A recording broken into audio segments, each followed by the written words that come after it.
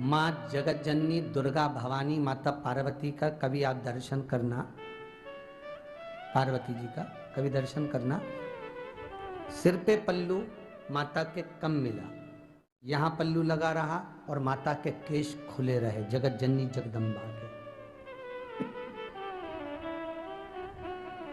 पूछ लिया चंचूला देवी ने, हे जगतधात्री दुर्गा भवानी, हे माता पार्वती, आप कैलाश पर मेरी सखी बनकर रही तो आपके केश खुले रहे, और आप शिव महापुराण के यजमान बनकर कथा सुनने के लिए जा रही हो अपने पति के साथ में। शंकर भगवान भी फेटा बांधकर, तुर्री लगाकर, गले में माला पहनकर, सुंदर वस्त्र आभूषण धारण कर कर शिव भी जा रहे हैं, और आप मस्तक पर पल्लू रखकर, सुंदर बोर लगाकर, नथनी लगाकर, सुंदर करधनी पहनकर, हाथ में चुड़ला, बाजूबंद, भुजबंद पहनकर, इतने आभूषण, इतने रत्न पहनकर, मस्तक को ढककर, सिर पर पल्लू लेकर आप कहां जा रही हो? अगर कथा सुनने के लिए जा रही हो और शिव महापुराण सुनने के लिए जा रही हो और शिव महापुराण के यजमान बनने जा रही हो, तो आप ही की तो कथा है और आप ही को सुनना है और आप ही यजमान हैं, तो आपको सिर पर पल्लू रखने की जरूरत क्या है? चंचूला देवी कर रही है माता पार्वती से। सुनिए जरा प्रसंग कितना सुंदर है। क्या जरूरत पड़ गई आपको पल्लू लेने की? आपको क्या जरूरत पड़ गई? वस्त्र सिर पर रखने की, मस्तक धारण करने की क्या जरूरत पड़ गई?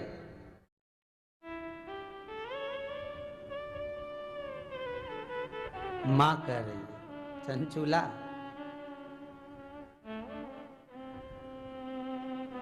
कथा सुनने के लिए मैं तुमरुका जी के पास जा रही हूं, क्योंकि जजमान कथा सुनने के लिए किसी के द्वार पर जाता हूं। मैं तुमरुका जी के पास कथा सुनने के लिए जा रही हूं, तो क्या हुआ? तुमरुका जी के पास अगर कथा सुनने जा रहे हो तो कथा तो आप ही की बचेगा ना, तो फिर जरूरत क्या सिर पे पल्लू रखने की? नहीं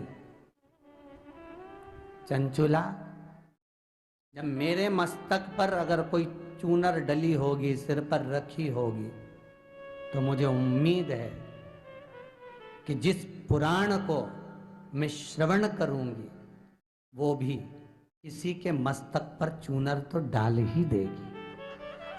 जिस पुराण को मैं श्रवण करूं, जिस भजन को मैं धारण करूं, जिस कथा को मैं स्मरण करूं, हमारे मारवाड़ी संप्रदाय के अंतर्गत, मारवाड़ी के अंतर्गत वर्णन आता है महाराज।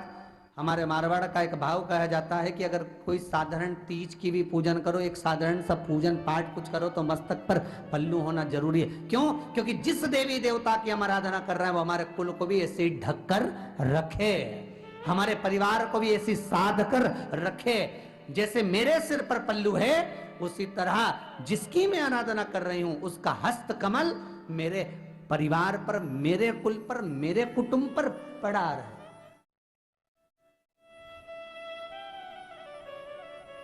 चलो जाने तो अग्नि पुराण का एक चरित्र सुनते हैं, बड़ा सुंदर है महाराज।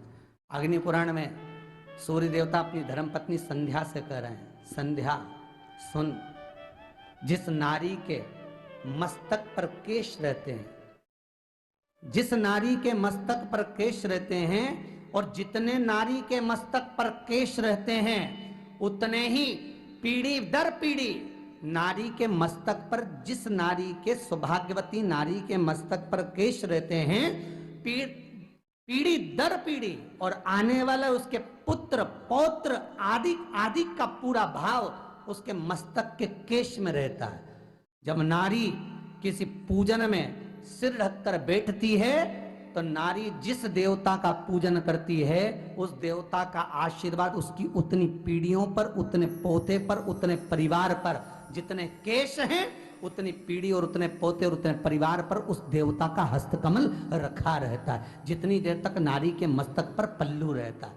उसका व्याख्यान अग्नि पुराण ने करा। कई माताएं कहती क्या होता पल्लू रखने से? चलता भी था पहले हमारे यहाँ महाराज, इतना